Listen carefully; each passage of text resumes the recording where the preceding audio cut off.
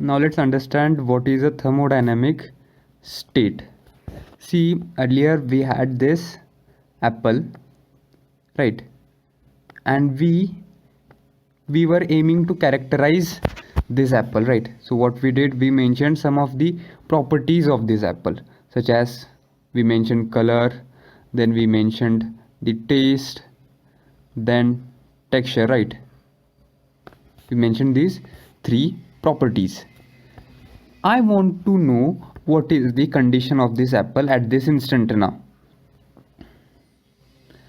See, these are just the properties which are telling me you can judge this apple based on these parameters, right?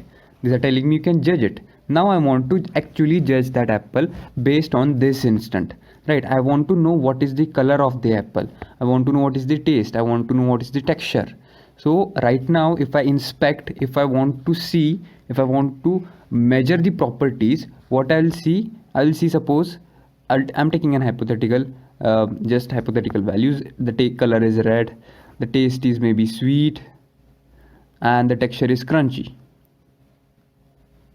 So what I did here, I gave the values to these properties, and now I am describing this apple, right, at this instant. Remember, now why am I emphasizing again and again on the word at this instant, at this time? Because after some time, basically lapse in time refers to what? Some processes have been taken place within the apple, right? Some deterioration, some chemical, maybe fungus, maybe exposure to sunlight. There are many reasons, there are many processes that can happen, biological, chemical processes. So after some time lapse, at maybe 2 days later,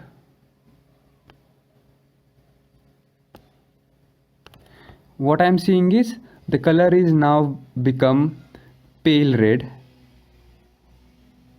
and the taste is maybe bitter, and it is soggy. The texture is also deteriorated, it has become soggy now. So you understand what I'm doing here? We have first fixed the properties. Now I'm giving values to these properties based on my measurements, based on my observations at different instances, right?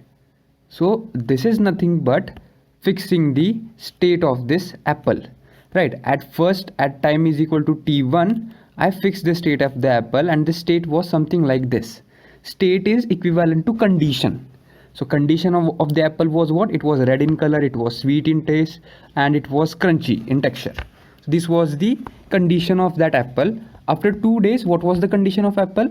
The color had become pale red, the taste was changed, so the texture was changed. So this is how I could measure what are the changes happening to my system. Here the system being the apple. Now similarly, for our thermodynamic properties, let's say temperature, pressure, volume. These are the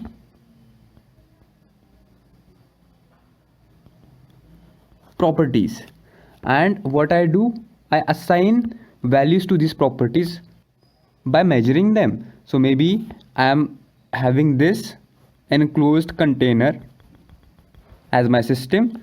Now what I'll do, I will insert a thermometer to measure the temperature. So I get temperature as 30 degrees Celsius.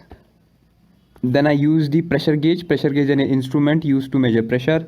So I get maybe 1 bar pressure. Then volume of the container is anyway measurable, so it is maybe 3 meter cube of container. So this is what is called as fixing the state of this system. Alright, so understand that what is the state? It is the condition of the system at a particular instant, right?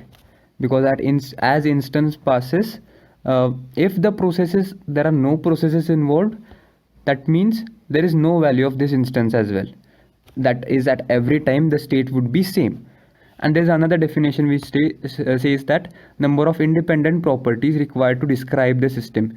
Now you can understand this definition after watching the video on Gibbs phase rule.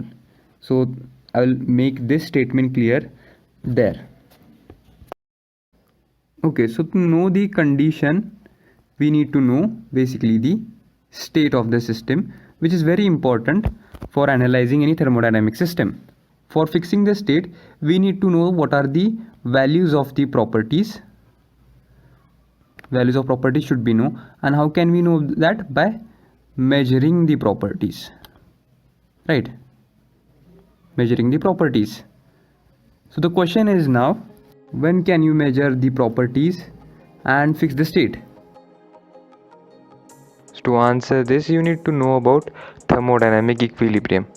So video on thermodynamic equilibrium would be the next video on this series, so the part 3 of this series. So let me just end this video here. See you in the next one. Thank you so much.